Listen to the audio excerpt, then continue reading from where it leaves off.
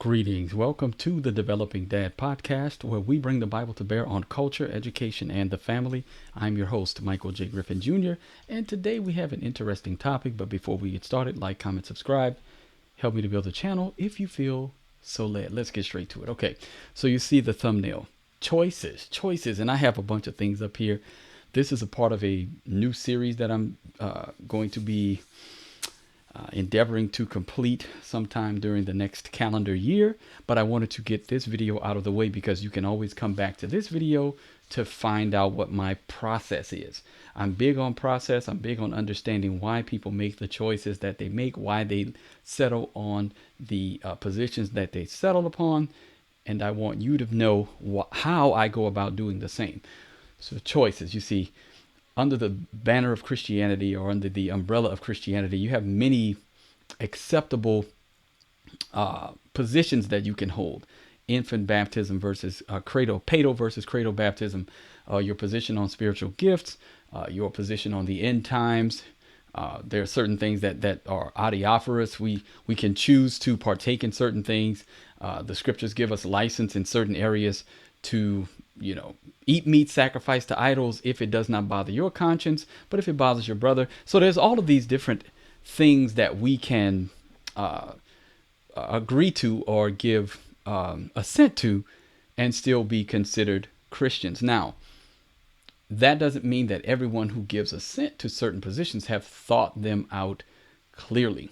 And that's what I want. And this is generally, I'm talking to young men, generally to my sons and daughters, but I think this can be helpful for a multitude of people.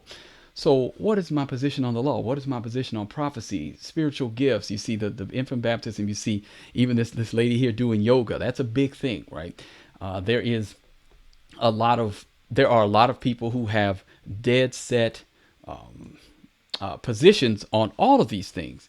And I want you to be able to figure out, or as I go through this process of giving you my specific positions, I want you to understand how I came about that position. All right. So the first thing we need to do is we need to talk about what we need to do. So there are three things that are necessary for you to have an unanswerable argument. That means that the argument is sound and it cannot be assailed. You can stand firm on it and know that this is the correct position. All right. Three things you need. One is you need clear terms. So your terms cannot be ambiguous. You need to define terms at the outset. What do I mean by the Trinity? What do I mean by Christmas? What do I mean by the law? What do I mean by baptism? What do I mean by practicing yoga? What do I mean by X, Y, Z? Whatever it is. What are the end times? What does it mean to be post-millennial, amillennial? What is the millennium? So many things need to be clearly defined. And that's going to be a large part of what you do as you're trying to decide which position you hold to. You're going to need to clarify terms. Many an argument has been lost and or time has been wasted when combatants come together to discuss things and they don't clarify terms at the outset. Using the same words that are filled with different meaning. When we discuss Jesus with Jehovah's Witnesses, we need to be clear up front that we do not mean Michael the Archangel. We mean the incarnate Son of God, who is divine and who is the one that fulfills the scriptures. Psalm 102, Psalm 45. We go back to them and we point to Hebrews and we show them that this is the only person that can fulfill this is Yahweh. And this is what is said of the Son in Hebrews, right? So we do that. We clarify terms. This is what I mean by Jesus. Okay. So that's one of the things you have to do. And this goes for whatever position you hold. You have to define your terms at the outset. They cannot be ambiguous. They cannot change in the middle of an argument. All right. The next thing you need to do is to find out the truth. True premises. You can prove anything with false premises.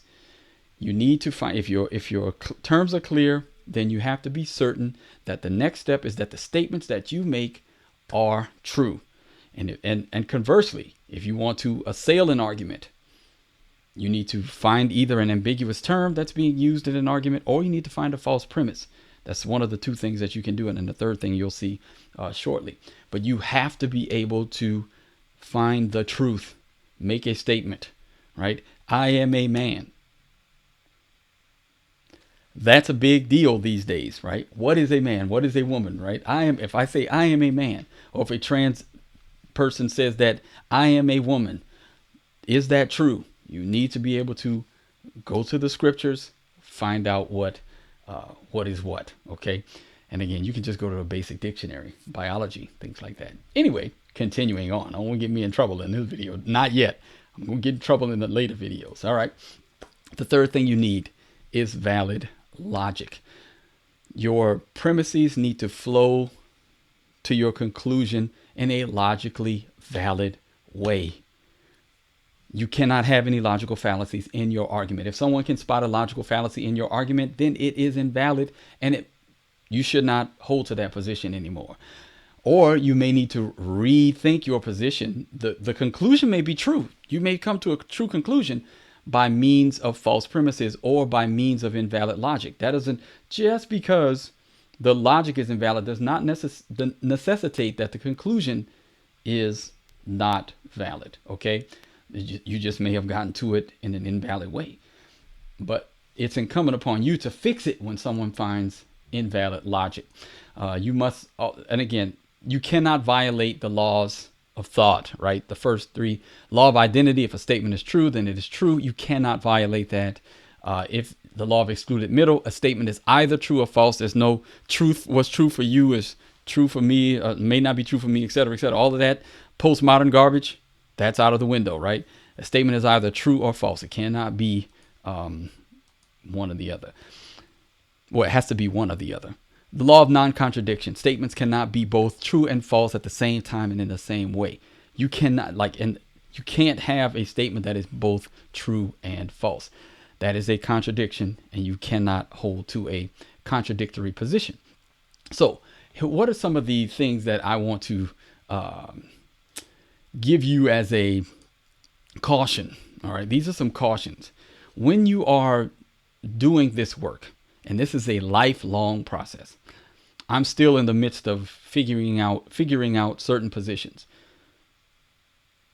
It is incumbent upon you. I'm talking to my son right now. It is incumbent upon you to not be persuaded by the other means of rhetoric that are so easy to be led by. Let's just say that. So the ethical character of the speaker, while it is important, don't believe something because a good person believes it. A good person believes it. Don't believe a bad doctrine because of the outward appearance of, or the outward righteousness of the speaker. Also, don't believe a false position because of the emotional appeal that position or the arguer or the rhetor may be able to what's the word I'm looking for? The emotions that they may be able to bring out in you, right? Those things are fine. Ethos and pathos are fine, but void of the logos, they're sinking sand. So my admonition to you is to make sure that your logic is sound. Always do the hard work. It's easy to follow a pathetic appeal. It's easy to get enamored with a specific speaker because of their draw and appeal. That's what the pagans do. But Jesus Christ came as a lowly, humble servant. He is the truth. He is the life. You should do the same things that he did. Know your scriptures. Live in such a way that seeks to honor them, right? And to do everything that the Father has taught you. So make sure that you're willing to do the work. I cannot stress that enough. I'm cautioning you, and you're going to find, this is another thing, and I'm going to end this at 10 minutes. This is another thing that you're going to find, that many of those men who are in leadership have not done this work. There is a preponderance of leaders that are just following and parroting the thoughts of other men. There's nothing wrong with understanding the thoughts of other men, but if you have not wrestled with these things yourself, you are merely a parrot, and you should not be leading others. right? If all you can do is quote Calvin and quote the reformers and quote, and you yourself have not wrestled with this, can I go to the scriptures and prove this from the word of God? Then you're not capable of leading others. And I would caution you, son, daughter, against following men who do that. Make sure that you deal with these things the way that they need to be dealt with. Give them the importance that they deserve. Go about doing the hard work, right? That's my caution to you. Don't follow men who just follow others. Do the work yourself.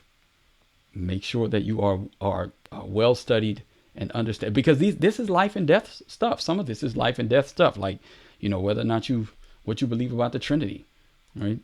That's a very important doctrine, right? So I'm just gonna leave it there. I'll see y'all on the next one, and until next time, be on the alert, stand firm in the faith, act like men, be strong. See y'all around. Bye.